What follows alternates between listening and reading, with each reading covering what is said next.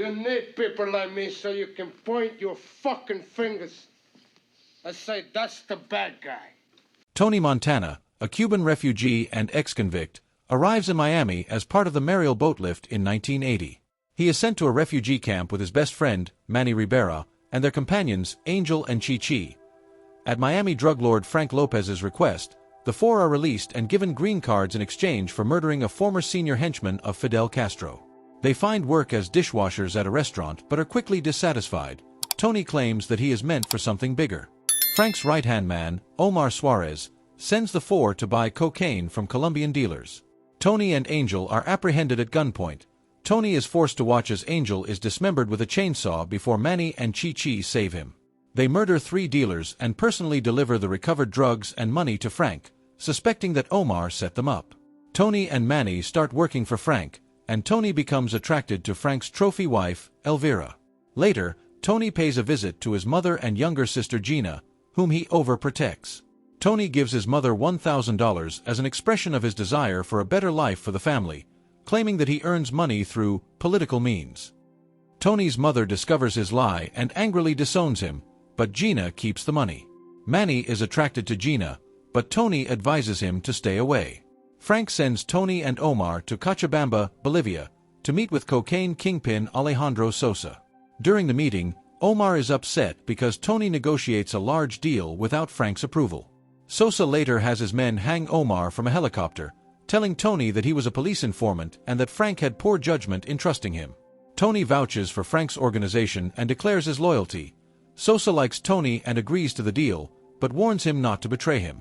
Tony sets up his own cocaine operation after learning that Frank is enraged by Omar's death and that the deal with Sosa is large. Mel Bernstein, a corrupt detective on Frank's payroll, confronts Tony in a nightclub and attempts to extort him for police protection. Tony sees Gina flirting with a man and violently confronts them both when he notices him groping her. Hitmen then attempt to kill Tony, but he escapes with a bullet wound. He confronts Frank and Bernstein, certain that they are responsible for the attack. Frank confesses at gunpoint and begs for his life, but Tony orders Manny to shoot him before killing Bernstein.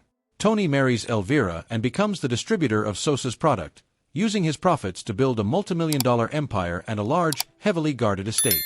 Tony is charged with tax evasion and faces possible prison time in 1983 after federal agents conduct a money laundering sting operation. Sosa offers to use his government connections to keep Tony out of jail, but only if Tony helps assassinate a journalist who intends to expose Sosa's drug operations. During dinner at an upscale restaurant, Tony blames Manny for his arrest and accuses Elvira of being an infertile junkie, prompting her to leave him. Tony and Sosa's henchman, Shadow, travel to New York City to assassinate the activist. Shadow places a radio-controlled bomb under his car, but Tony attempts to call off the hit when he sees the journalist with his wife and children. When Shadow refuses, Tony kills him before he can set off the bomb. Tony then returns to Miami, where an enraged Sosa threatens retribution for allowing the journalist to deliver the exposé. Tony, who is high on cocaine, searches for Gina and discovers her with Manny at the request of his mother.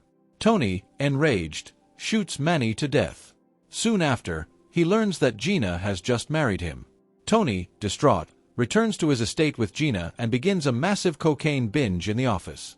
Sosa's men invade the grounds and kill Tony's guards, including Chi-Chi, as Gina enters the office brandishing a gun and accusing him of wanting her for himself.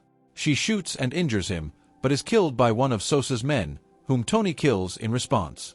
Tony attacks the invaders with a rifle and a grenade launcher, killing many of them while suffering multiple gunshot wounds. He mocks his assailants until an assassin climbs up to the office and shoots him in the back.